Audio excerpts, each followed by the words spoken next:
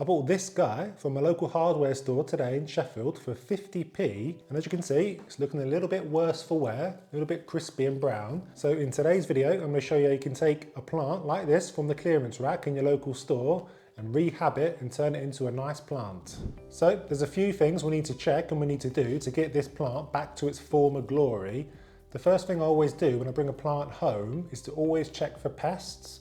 So you're checking for mealybugs, spider mites, thrips and fungus gnats. They're the big kind of usual suspects. When you've eliminated pests, then you want to kind of take it out of its pot and just have a little look at the roots and see how they're doing. Looks like it's thirsty, so we're gonna give it a good drink. And then we're gonna cut away all the damaged foliage. And then I'm probably gonna place this under my grow light, my Sansi grow light, and rehab it, and I'll come back in a few weeks to show you how it's looking.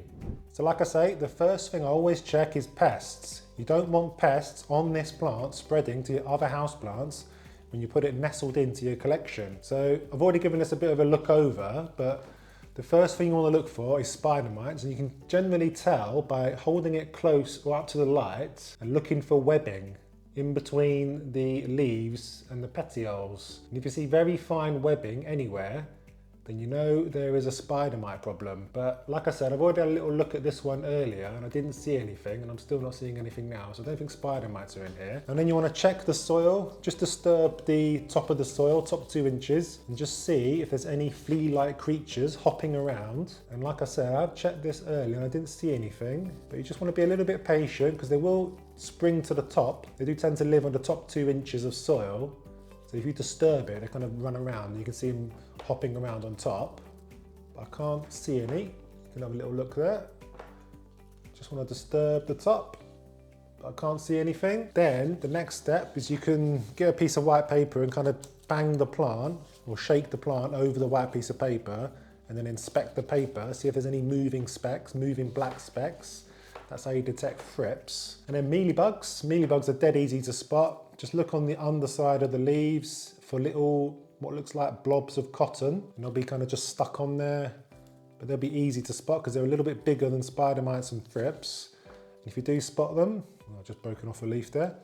If you do spot them, then you can just either pick them off or spray them off or dab them with rubbing alcohol. But I've not been able to see any pests on this, which is quite good for a plant from a local hardware store. So I did say that I thought this guy was thirsty. Looks a little bit droopy, doesn't it? Looks a little bit worse for wear. But as always, I'm going to check with my moisture meter. I'm not just going to assume that it's dry. It does look quite dry on top. And if I stick my finger in, feels quite moist, a little bit dry all the way through, but I've got my moisture meter and this will definitely tell me how much moisture is in here. So there's a reading of 1 to 10. So I'm going to stick it in right to the bottom. Moist. So hopefully you can see that. Got a moist plant. So I'm just going to poke it around in a couple of places. What does that say? So it's reading 4 to 5. Moist. So this plant isn't as dry as it looks. And that is a little bit wetter in that spot. That's reading 6. So that is the beauty of having a moisture meter to hand, because you might assume that that is thirsty and then give it a good drink, and that would cause problems for the plant. The plant's roots might start the process of overwatering and then becoming mushy. So now the next thing to do is to check the roots. Now I'm checking mainly to see if there's any rotten roots, any mushy roots that I can just trim away, and I'm also checking to see if the plant is root bound. So I've got myself a bucket here. I'm just going to gently tease this plant out. If it's not root bound, I'm just going to put it straight back into the pot. It's not root bound, so that's good. And the roots look very healthy, very healthy. That's exactly what you want to see from the roots of your plant. Nice, white, plump roots.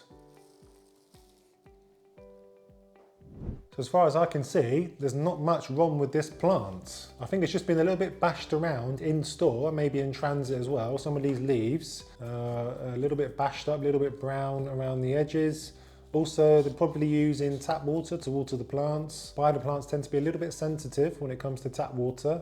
better to use distilled water or rainwater or filtered water for these plants to stop these brown tips. So I use water that I collect from my dehumidifier to water my sensitive plants. So that's what I'm going to do with this plant going forwards. So I think the thing to do now, it's obviously looking quite rough and ready, is just to prune away all the damaged leaves. So I'm going to do that now and I'll be back when it's done.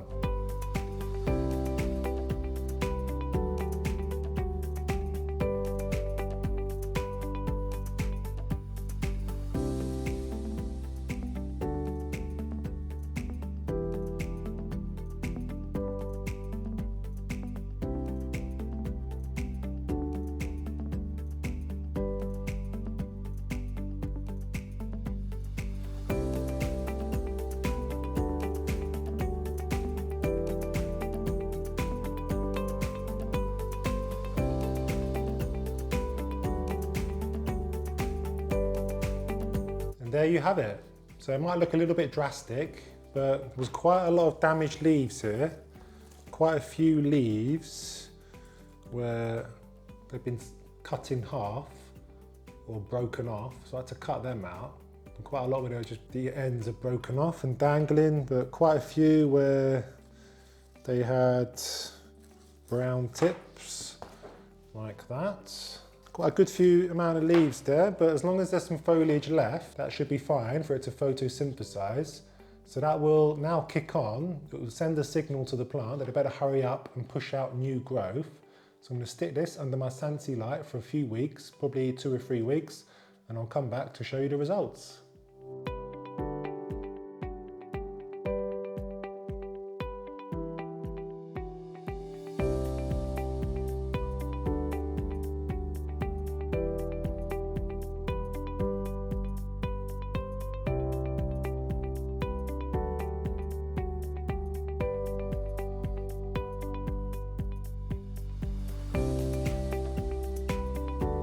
Alright then guys, so we are back again. It's been about 3 weeks since I did the work to this plant, and as you can see, it's looking really, really healthy.